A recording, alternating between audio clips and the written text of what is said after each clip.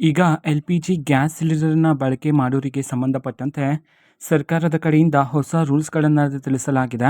ಬನ್ನಿ ಅದರ ಬಗ್ಗೆ ಕಂಪ್ಲೀಟಾಗಿ ಇನ್ಫಾರ್ಮೇಷನನ್ನು ಈ ವಿಡಿಯೋದಲ್ಲಿ ನಾವು ತಿಳ್ಕೊತಾ ಹೋಗೋಣ. ಸೊ ವಿಡಿಯೋವನ್ನು ಸ್ಟಾರ್ಟ್ ಮಾಡ್ತೀನಿ. ಅದಕ್ಕಿಂತ ಮೊದಲು ನೀವಿನ್ನೂ ನಮ್ಮ ಚಾನಲ್‌ಗೆ ಸಬ್ಸ್ಕ್ರೈಬ್ ಮಾಡದೇ ಇದ್ದರೆ ಈ ಕೂಡಲೇ ಚಾನಲ್‌ಗೆ ಸಬ್ಸ್ಕ್ರೈಬ್ ಮಾಡ್ಕೊಳ್ಳಿ ಮತ್ತು ಲೈಕ್ ಮಾಡಿ. ಸೊ ಈಗ ನಾವು ಇನ್ಫಾರ್ಮೇಷನನ್ನು ತಿಳ್ಕೊತಾ ಹೋಗೋಣ. ಸೊ ನೋಡಿ, ಇದೀಗ ಪ್ರಧಾನಮಂತ್ರಿ ಉಜ್ವಲ ಯೋಜನೆಯ ಮುಖಾಂತರ ಇದೀಗ ಒಂದು ಹೊಸ ರೂಲ್ಸನ್ನು ಜಾರಿಗೆ ಮಾಡಿರ್ತಕ್ಕಂಥದ್ದು LPG ಗ್ಯಾಸ್ ಸಿಲಿಂಡರ್ಗೆ ಸಂಬಂಧಪಟ್ಟಂತೆ. ಓಕೆನಾ. ಸೊ ನೀವು ಗ್ಯಾಸ್ ಸಿಲಿಂಡರ್ನ ಬುಕ್ ಮಾಡೋದಕ್ಕೆ ಸಂಬಂಧಪಟ್ಟಂತೆ ಮಾಹಿತಿ ಆದರೆ ಬಂದಿರತಕ್ಕಂಥದ್ದು. ಅದು ಹೇಗೆ ಅಂತಂದರೆ, ಈಗ 2 kg ಗ್ಯಾಸ್ ಸಿಲಿಂಡರ್ ಪ್ರತಿ ಒಂದು ಗ್ಯಾಸ್ ಸಿಲಿಂಡರ್ ನೀವು ಪಡ್ಕೊಂಡಿದ್ದ ನಂತರ 25 ದಿನಗಳು ವೆಯ್ಟ್ ಮಾಡಬೇಕಾಗಿರುತ್ತೆ ನೀವು ಇನ್ನೊಂದು ಗ್ಯಾಸ್ ಸಿಲಿಂಡರ್ನ ಬುಕ್ ಮಾಡೋದಕ್ಕೆ.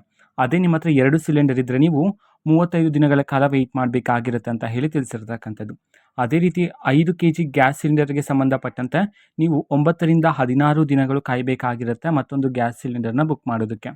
ಅದೇ ರೀತಿ 10 kg ಗ್ಯಾಸ್ ಸಿಲಿಂಡರ್ಗೆ 18 ರಿಂದ 32 ದಿನಗಳ ಕಾಲ ನೀವು ವೆಯ್ಟ್ ಮಾಡಬೇಕಾಗಿರುತ್ತೆ ಮತ್ತೊಂದು ಗ್ಯಾಸ್ ಸಿಲಿಂಡರ್ನ ಬುಕ್ ಮಾಡೋದಕ್ಕೆ ಅಂತ ಹೇಳಿ ಪ್ರಧಾನಮಂತ್ರಿ ಉಜ್ವಲ ಯೋಜನೆಯ ಮುಖಾಂತರ ಈ ಒಂದು ಹೊಸ ರೂಲ್ಸ್ಗಳನ್ನ ಇದೀಗ ತಿಳಿಸಿರ್ತಕ್ಕಂಥದ್ದು.